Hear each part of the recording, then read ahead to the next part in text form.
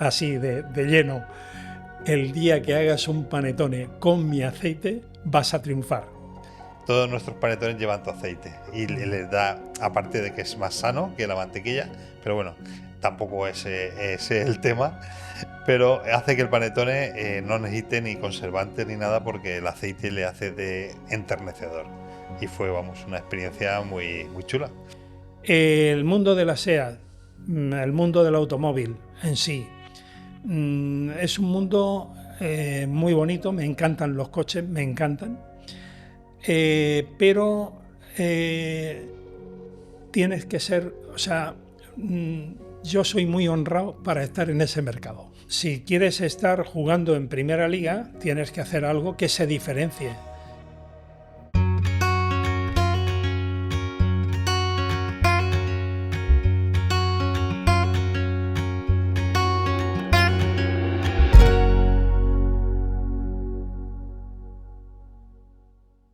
Bienvenidos al podcast Entre Olivos y Diseños. Hoy nos acompaña Joaquín Selma, creador de Selma Millenary Olive Oil, una historia que nace en la Vega Baja del Segura y crece con visión empresarial. Hablaremos de cosecha temprana, calidad y de cómo el diseño de Mónica Armani aporta valor a la OVE. Del mueble al aceite, de la tradición a la exportación. Así se construye una marca gourmet.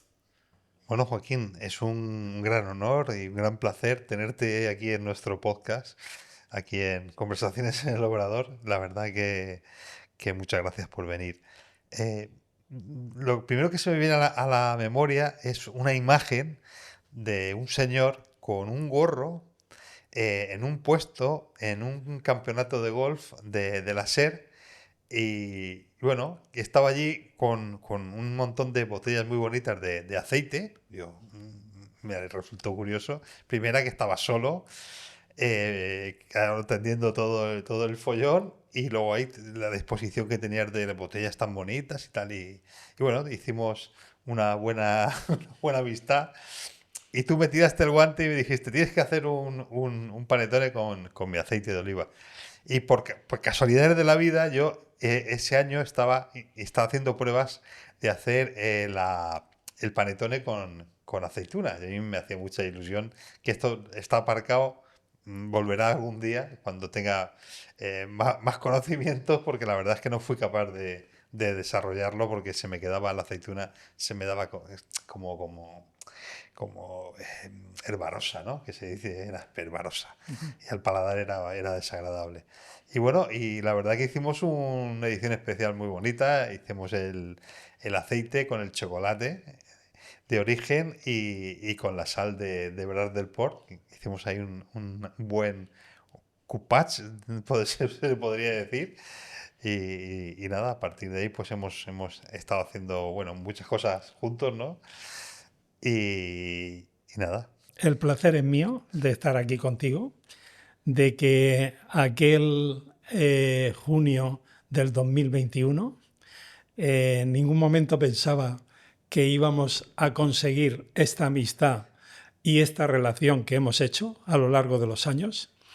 Sí, es verdad, tú te sorprendiste, yo soy un extrovertido y lógicamente te sorprendiste porque llegué y te dije así de lleno, el día que hagas un panetone con mi aceite vas a triunfar. Y lógicamente en ese momento para ti era sorprendente lo que acababas de escuchar, dadas las circunstancias de que evidentemente tú estabas luchando para hacer una edición especial con la aceituna. Entonces yo te dije, no lo vas a conseguir nunca, porque controlar la acidez de una aceituna es súper complejo. En cambio, si yo te doy un aceite con 0,11 de acidez, automáticamente ya lo tienes, ya tienes el equilibrio desde el primer momento, con lo cual, bueno, aquí estamos después de haber luchado, hacer pruebas y temas. Pues la verdad que, aparte de que es una de las ediciones especiales que más éxito ha tenido, me sirvió para notar que el panetone que llevaba tu aceite y que hoy en día todavía lleva tu aceite, eh, sobre todo en los meses de invierno, estaba más tierno. Y la razón es muy sencilla. La mantequilla, cuando está en el frío, se cuaja. Pero el aceite no, el aceite con el frío, tienes que meterle mucho frío para que cuaje. Pero a una temperatura a lo mejor de invierno de 18 grados, Lo el, el- mantiene. el- el- el aceite no cuaja. Entonces el panetone está más tierno. Entonces a partir de ese año, todos nuestros panetones llevan tu aceite. Y Muy bien. les da, aparte de que es más sano que la mantequilla, pero bueno, tampoco ese es el tema. Pero hace que el panetone no necesite ni conservantes ni nada porque el aceite le hace de enternecedor. Y fue, vamos, una experiencia muy, muy chula. Eh, yo digo muchas veces que las estrellas se alinean, no sabes por qué, pero sucede. Qué casualidad era aquel día y era aquel día el que nos teníamos que conocer y como reitero que de ello ha nacido una gran amistad entre nosotros hasta llegar a llamarnos hermanos. Exactamente. Sí, señor. Después de una larga vida profesional, que tú actualmente todavía estás con el mundo del mueble de diseño de alta gama, ¿cómo se te ocurre ponerte a trabajar el aceite este de alta gama? Bien, como he dicho anteriormente, soy una persona extrovertida. Eh, mm, yo nazco en el seno de dos familias. Mi familia paterna en el año 50 ya exportaba cítricos vamos, a toda Europa y mi familia materna lo hacía a nivel nacional. Entonces mi padre me presionó mucho para que yo me quedase en el mundo de la agricultura estudiando o ingeniero agrónomo y aunque me hubiese quedado en perito agrícola ya hubiese estado bien. Pero yo fui un desertor total. Entonces decidí que lógicamente no quería que nadie me presionara y me dediqué al mundo empresarial. Hice dirección de empresas y hice marketing operacional. Bueno, dije que hasta los 30 años tenía tiempo de dar saltos y de conocer sobre todo sectores de primera necesidad. Mi paso fue por el calzado. Dentro del calzado se creó una división de transformados vegetales. Fuimos pioneros en el tema de meter las barquetas con las endivias, coles de Bruselas y empezamos a hacer las patatas peladas y embolsadas al vacío porque no existía aún el congelado. Estamos hablando del año 78, 79. Bueno, aquello fue una fase. Por circunstancias de SEAT habían venido a buscarme y querían que entrara en el grupo SEAT y mi nombre era uno de los que se barajaba en la provincia de Alicante. Con lo cual entré en SEAT en el año 79 hasta el año 82. En el año 82 me ofrecen un grupo bueno, tenía dos empresas del mueble, me ofrecen la dirección comercial de este tema y bueno, y sigo, digamos, en el camino de aquello que me podía dar y aportar conocimiento, dadas las circunstancias, que era lo que yo pretendía, que era conocer empresas de primera necesidad. El mundo del calzado, muy bonito, es muy complejo porque es de temporada. Una campaña te sale bien, son 6 meses de antelación, una campaña te sale bien y perfecto. El mundo de la alimentación era muy avanzado para cómo estaba la economía, pero era el camino y de hecho es que ese camino ha llegado. El mundo de la SEAT, el mundo del automóvil en sí, es un mundo muy bonito, me encantan los coches, me encantan, pero tienes que ser, o sea, yo soy muy honrado para estar en ese mercado. Lo siento, o sea, no estoy diciendo que todo el mundo no sea honesto. Hoy es más fácil ser honesto porque lógicamente hay una tarifa única y esa tarifa está en internet y está en todos los sitios, con lo cual después puedes jugar con los descuentos o tal. Tengo la oportunidad de entrar en el sector del mueble y de todos los sectores es el que me da la oportunidad de, digamos, crear, darle campo libre a mi imaginación. Y entro en el año 82 y en el año 83 entro en el Corte Inglés. Entro en el Corte Inglés a colaborar con ellos en el tema de grandes instalaciones, con lo cual era muy bonito llegar a cualquier proyecto y decir esto lo hago así o lo hago así o cojo esta fresa o hago... Y entonces era crear, era algo que estaba aportando a esa familia que iba a un hotel o a esa familia que iba a un hospital y se encontraba algo más humano. Entonces, bueno, entré en el mundo del interiorismo. Después de llevar 11 años, porque entré en el año 83 en el mundo del interiorismo, en el año 94 llega B&B Italia, que es la número 1 en el mundo. Y entonces, entre 300 personas, yo soy el candidato. Y bueno, y entro en un mundo, lógicamente, donde ya me desarrollo y tengo la gran oportunidad de conocer a los primeros arquitectos de todo el mundo. B&B Italia es hogar, pero cosas que hemos hecho relevantes con el Contract en España ha sido el Hotel Puerto América, que hicimos las plantas de Norman Foster, Chipperfield, Sosaki, Mark Newson y John Pawson, y el primer 7 estrellas, que es el Hotel Mandarín de Barcelona, que es un diseño de Patricia Urquiola, que hicimos el inicio y todas las ampliaciones sucesivas. Tuvimos tienda en Barcelona propia, y después estaba la división de Marina, que era la que hacía todos los barcos de Costa, Carnival, Royal, P&O, etc. Hasta que los chinos nos copiaron. Pero la división de los interiores de los barcos, puedo garantizar que todos los barcos que están desarrollados hasta que paró la división de Marina, que esto fue hace 15 años aproximadamente, lógicamente la diferencia es que tú entras en un Costa Victoria, en un Costa Atlántica, cierras la puerta de un camarote y hace plof, como si cerraras la puerta de un Mercedes, un BMW o un coche de categoría. Hoy, un barco moderno desarrollado por los chinos, cierras la puerta 10 camarotes más, más para allá del tuyo y retumban los 10. O sea que esta es la diferencia. Cuando estás en una empresa que crea tecnología y emana hacer lo mejor de lo mejor. De hecho, es que B&B Italia es el primer consumidor de Bayer en poliuretano del mundo. Toda la sillería, camas, sofás, todo va mediante un alma de acero, un molde e inyectado el poliuretano. Y bueno, de ahí inicio, he hecho una pincelada por cómo llegué aquí. En el 2006 mi padre fallece y miro para el cielo y digo que tengo que hacer algo en el mundo de la agricultura. Algo relevante, algo que mereciese la pena. Tengo la gran fortuna de que, lógicamente, estoy rodeado de los mejores arquitectos.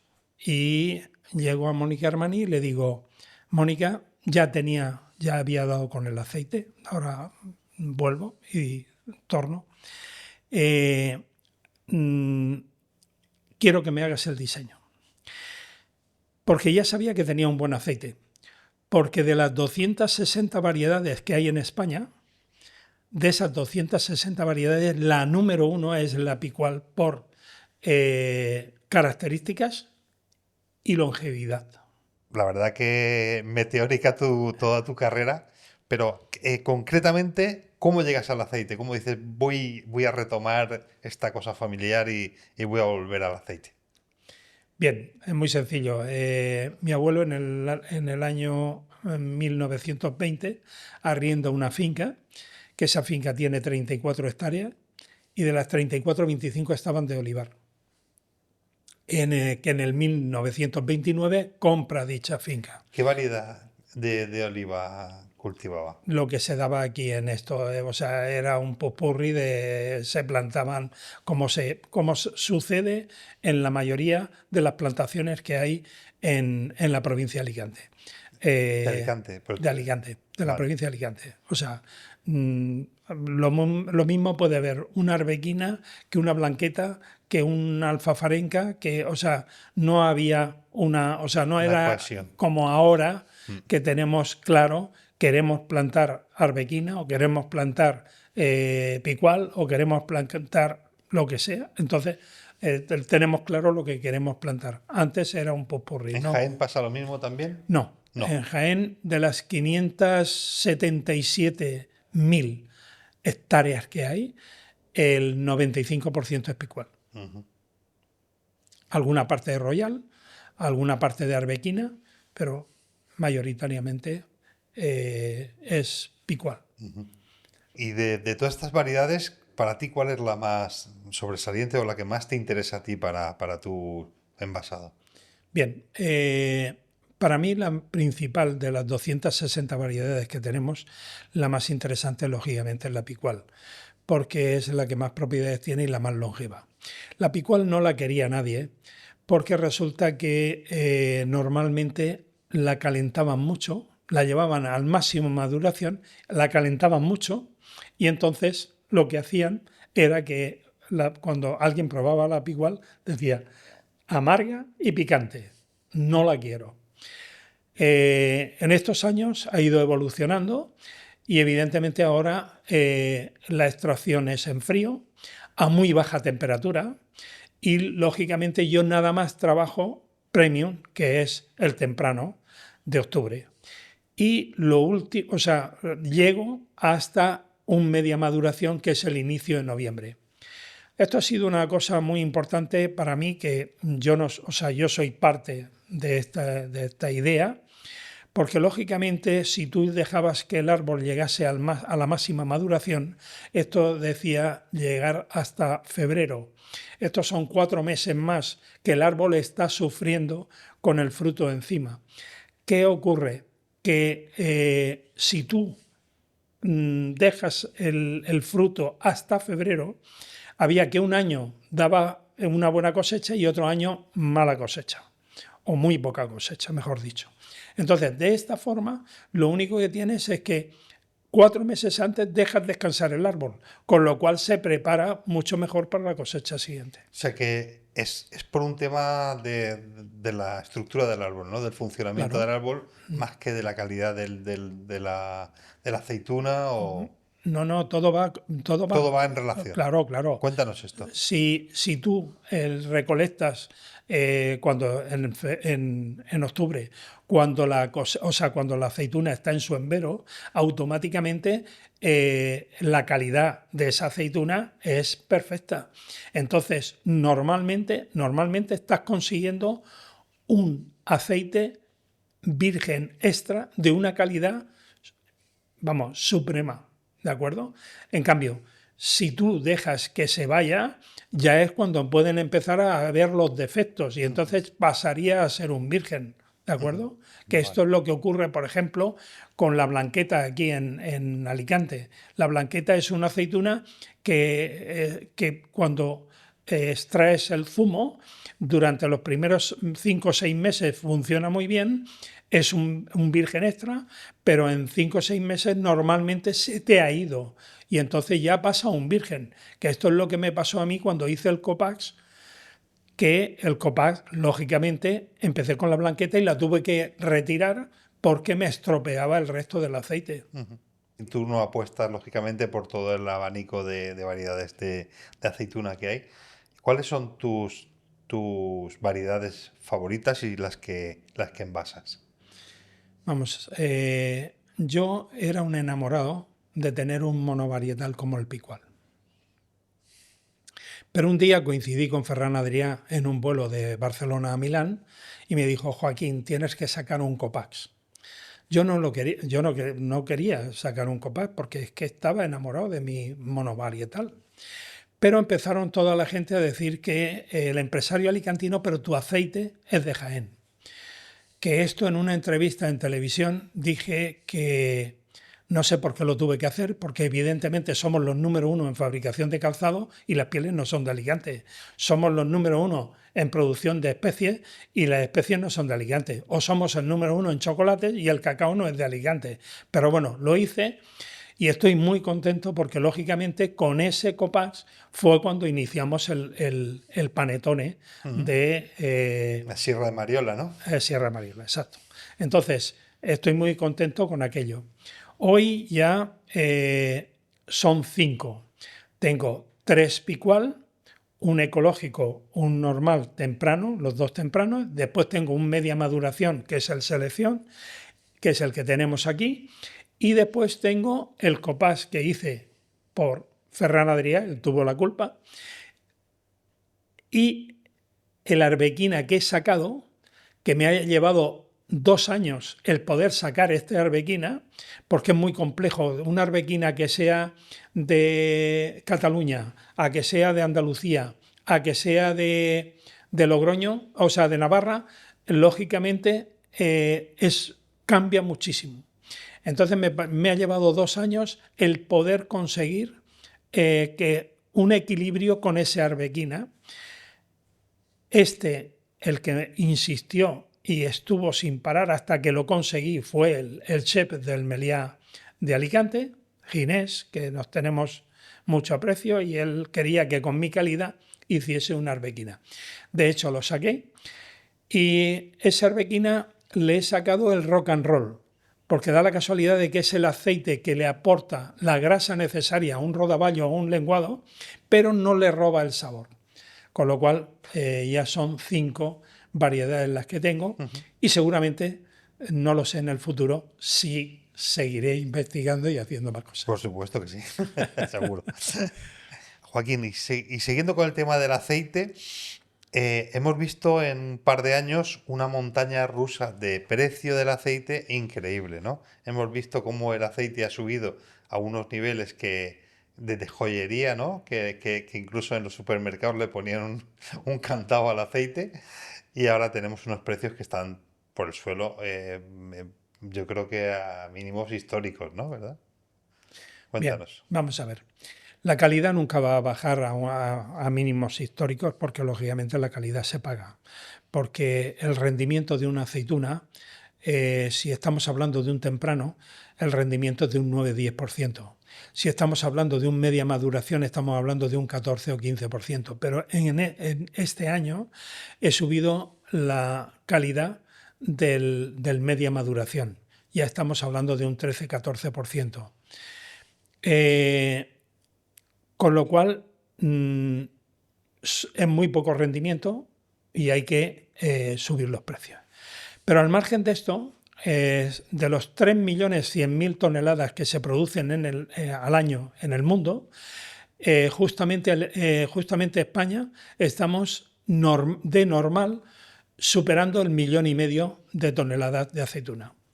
¿Qué sucede?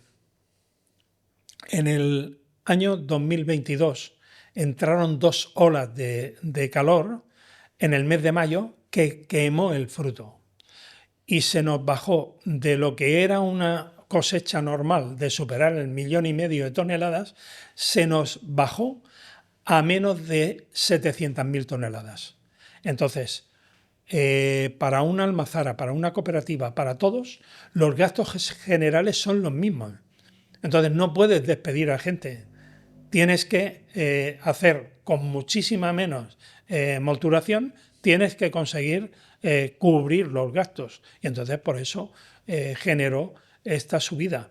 De todas formas, desde aquel quemado, digamos, por el aire, como nosotros decimos, del Sáhara o tal, esas 2 olas de calor que entraron, para recuperarse los árboles necesitan un par de años como mínimo.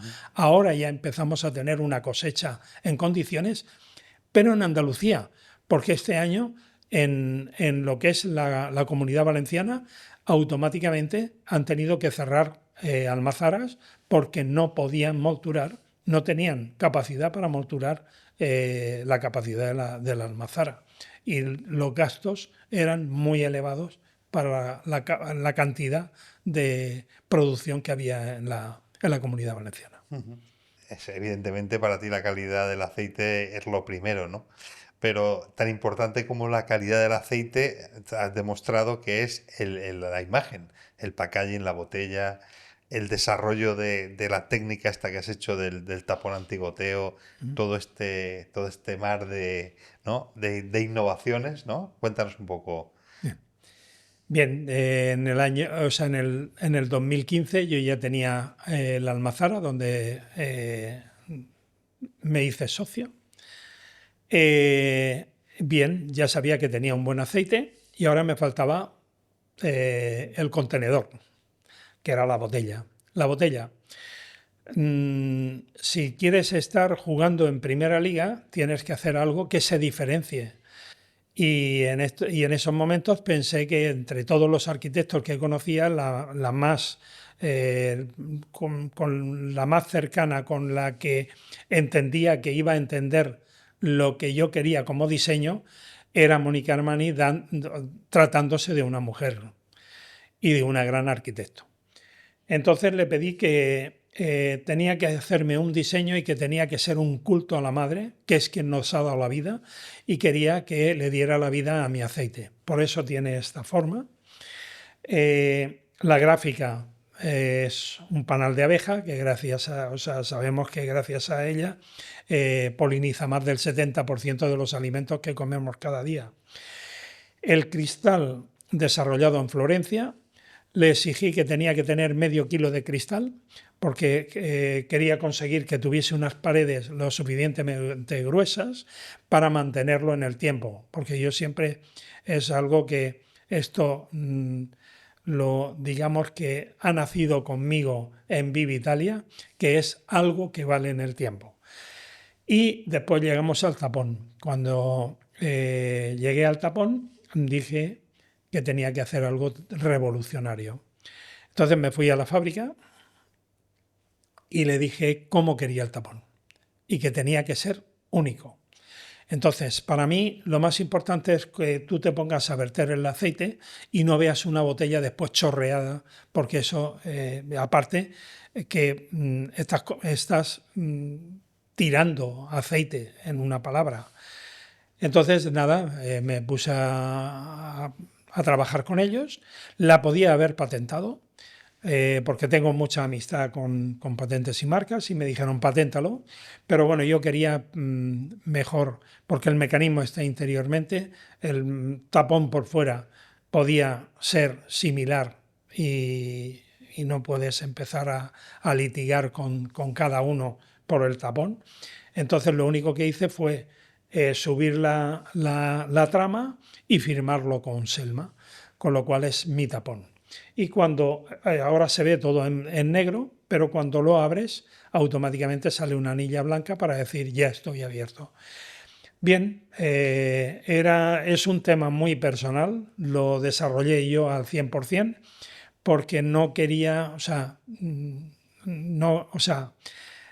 sabía lo que quería, sabía dónde iba y sabía a qué público quería ir, ¿de acuerdo? Y bueno, y ahí está la botella.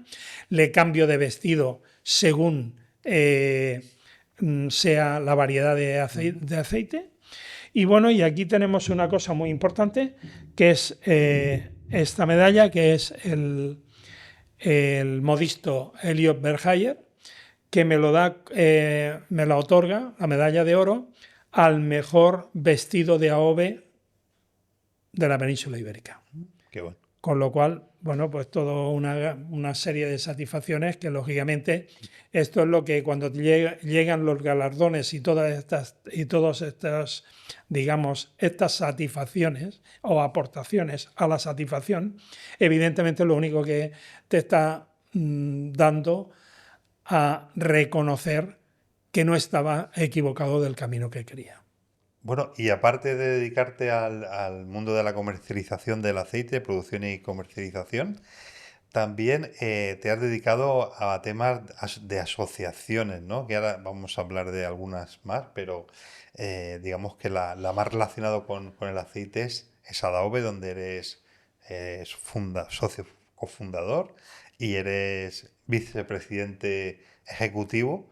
Cuéntanos un poco cuál es la labor de Adobe, para qué nace Adobe y cuáles son sus funciones. Y bueno, y vamos a ir desgranando un poco el mundo del aceite a nivel internacional, normativas y etcétera, etcétera.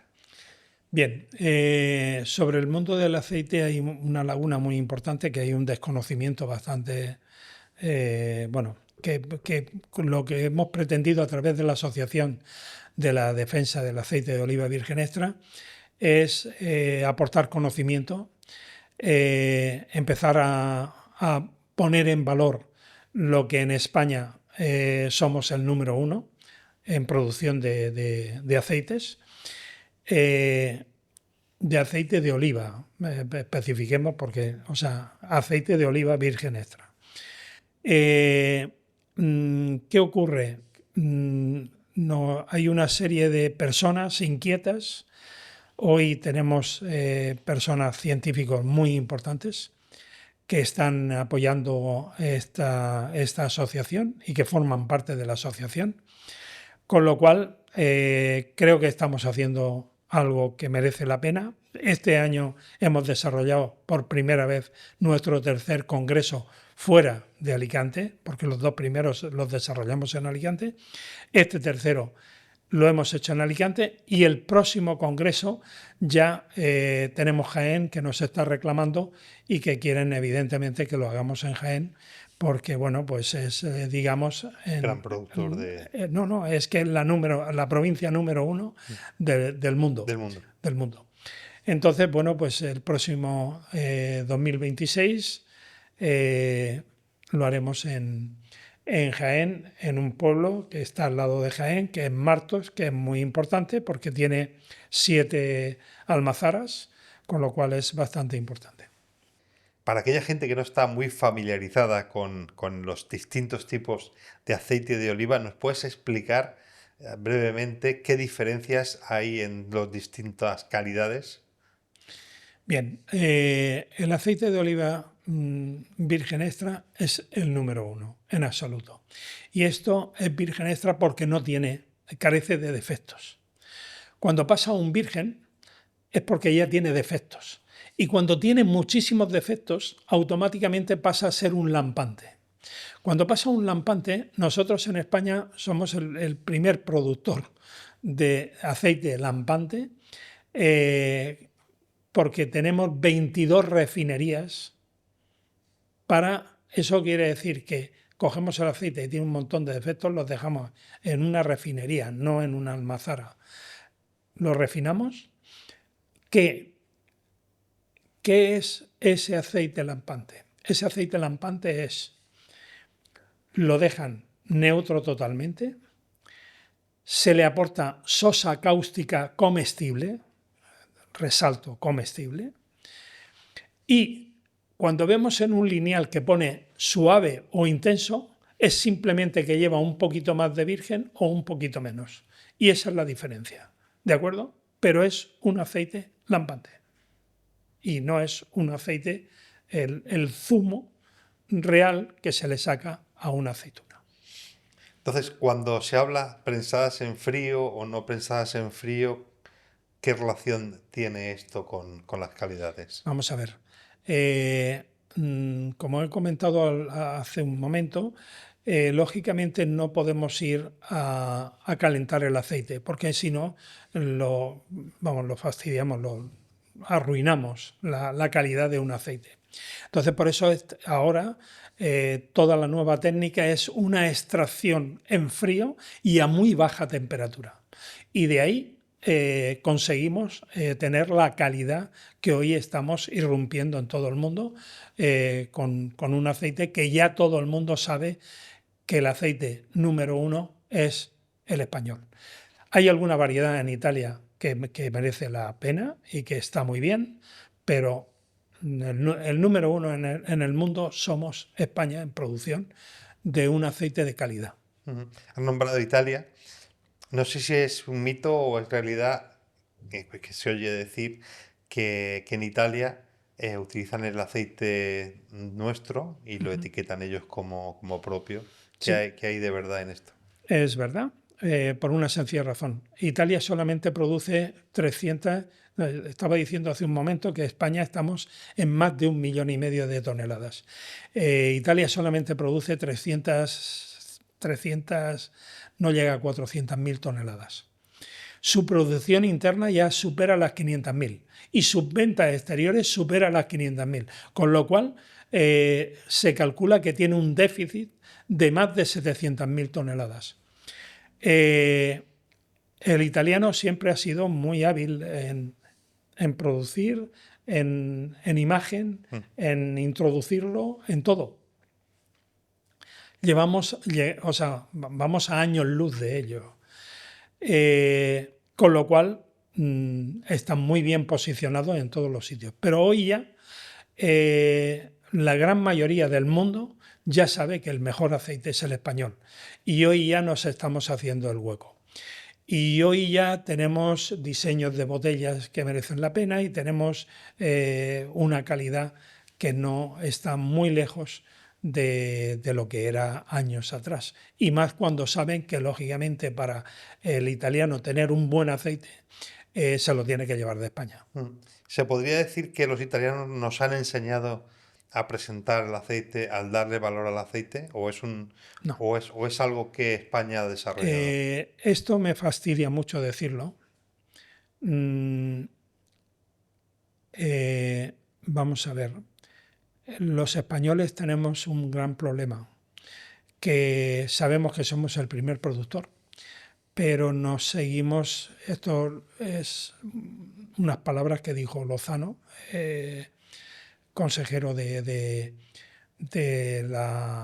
Jaén, de la Diputación Provincial, que lógicamente dijo que los españoles seguimos mirándonos el ombligo.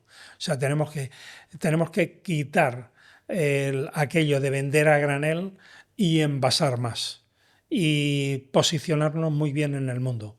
Y esto, bueno, pues desde Adaove queremos dar un conocimiento y empezar a concienciar a las personas de que tenemos la oportunidad de comer el mejor aceite del mundo. También recuerdo estas cosas que te se quedan en la retina para siempre, ¿no? Aquel día en la Feria de Alicante Gastronómica, que estábamos allí, estábamos en mi stand, ¿no? Cerca de mi stand, y estamos reunidos un buen grupo de amigos y productores, o sobre todo productores de alimentos de aquí, de la provincia de Alicante, y bueno, ese día surgió la idea de hacer una asociación de esto, de productores de productos alimentarios que luego le pusimos el nombre de Esencia Alicante, Gourmet. Y tú eres el presidente. Cuéntanos un poco, que no lo cuente yo todo. Bueno, yo siempre he sido una persona inquieta. Quien me conoce bien sabe perfectamente que no descanso. Lógicamente, yo soy un enamorado de Alicante y de hecho es que cuando viajo pongo Alicante en lo más alto. Alicante nos ha dado una humildad que nuestros antepasados supieron mezclarse con los pescadores, que eran los primeros que estaban en primera línea para abrir una ciudad al mar. Tenemos otra ciudad muy similar, que es Málaga. De esto tendría para hablar un rato, porque de esto entiendo, o sea, he vivido las vivencias más importantes de lo que es la economía y el tema alicantino. Esto nos ha dado una humildad, pero esa humildad no nos ha quitado de ser grandes empresarios. Lógicamente yo decía, somos número 1 en turrones, en panetones, en pescado, en mieles, en vinos, porque los vinos de Alicante datan desde el 1510. O sea, somos importantes en todo. ¿Por qué no crear una asociación que se denominó Esencia Gourmet Alicante, y darle valor a nuestros productos, unirnos en el esfuerzo, porque como aquello que se dice, solo puedes andar, Más pero rápido. no, solo Más, puedes andar más rápido. más Y rápido, unido, puedes andar más lejos. más lejos, exacto. Entonces, con lo cual, creo que lógicamente hicimos un tándem ahí muy importante, que lo estamos llevando a cabo, que cada día será más importante, que cada día estaremos más presentes en más sitios y que, bueno, de ahí, digamos que se ha intensificado mucho más nuestra amistad, nuestra relación y todo, porque lo importante es que estamos creando sinergias entre nosotros. Eso es Y más importante. esto no solamente lo que podemos aportar al exterior, sino lo que ya estamos aportando desde nuestro interior. Y esto, bueno, pues creo que Alicante se merece tener empresas gourmet que puedan aparecer en París y que puedan aparecer en Madrid, que puedan aparecer en las ferias gourmet más importantes y relevantes del mundo. Joaquín, tengo aquí algunas preguntas rápidas, si pueden ser rápidas, si te tienes que extender en alguna no pasa nada, pero lo ideal es que sean rápidas, ¿vale? Y bueno, y vamos terminando ya el podcast, si te Muy bien, parece. sí, sí, claro. Dime en una frase qué te enamoró de B&B Italia. Ser la número uno del mundo. Un proyecto de mueble que te marcó, El Hotel Puerto América, que te hizo volver al olivar familiar. mm, la tanta insistencia de mi padre, Para un novato, ¿picual o cupach? Picual. ¿Fecha de cosecha en la etiqueta, sí o no? Sí, Define gran selección. posiblemente el mejor aceite del mundo. Define la marca en 3 palabras. Pegadiza, poder y retener. Muy bueno. ¿Qué detalle del packaging te obsesiona? El no tener todos los galardones siempre en la caja. Y no los tengo porque lógicamente cada día es que aquí hay 20, pero es que ya tengo otros 4 más. Claro. ¿De qué control de trazabilidad presumes? Presumo de la agricultura integral. Una gran parte de tu producción va a la exportación. ¿Qué país te sorprende hoy? Hoy, Brasil. E-commerce. Objetivo en tanto por ciento para 2026. Estoy lejos aún. Oreca versus Retail Premium. ¿Dónde priorizas? Primero, se tiene que distinguir el restaurante para poder acceder a esta tipología de aceites. ¿Precio o valor percibido? ¿Quién manda? O sea, el valor percibido es lo que realmente vale. Aunque lo hemos hablado antes, pero te repito la pregunta. ¿Qué hace mejor Italia que España en AOV? La presentación, ¿Y qué hace mejor España que Italia? la producción. En Estados Unidos, ¿qué mensaje funciona mejor? El único mensaje que puede funcionar mejor es tener la claridad de finalmente cómo vamos a quedar. Si suben los aranceles, si no suben, si resulta que Europa aporta a la ONU el dinero que le está exigiendo, si no lo aporta, todo esto va a influir en esto. El fraude más común que ves en el mercado, si es que ves alguno. Poner aceite de oliva virgen extra cuando no lo es. Del etiquetado actual, en general, ¿hay algo que no te guste? Yo hace mucho tiempo que la palabra aceite de oliva virgen extra la hubiese cambiado por AOV. Un mito del AOV que quieras romper. La concienciación de que cuando digamos es virgen extra, que sea virgen extra. Si fueras ministro de Agricultura mañana, ¿qué ley aprobarías? Nada más entrar. Lógicamente, lo primero que haría sería al agricultor potenciarlo y ayudarle.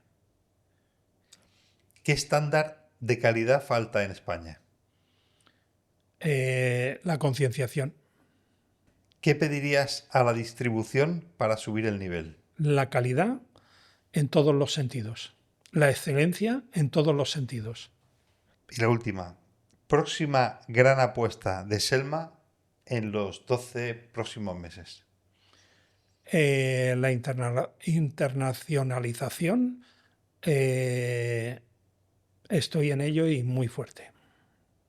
Bueno, Joaquín, la verdad que yo me lo he pasado genial, ha sido súper divertido. Espero que la gente que nos esté viendo se lo pase tan bien como nos lo pasamos nosotros aquí. Bueno, yo siempre aprendo mucho y sobre todo de gente tan informada y gente tan culta como tú, ¿no? Y nada, de agradecerte tu visita aquí a nuestra casa. El que tiene que agradecer soy yo. Ha sido una experiencia única, pero viniendo de ti sé que todos son experiencias únicas, con lo cual evidentemente soy yo el que te tengo que agradecer y de verdad sabes que te quiero muchísimo y esto es por el tiempo, algo que vale en el tiempo. Muchísimas ¿De gracias. acuerdo? Dame un abrazo. Corazón con corazón. Como dice la canción. Vale.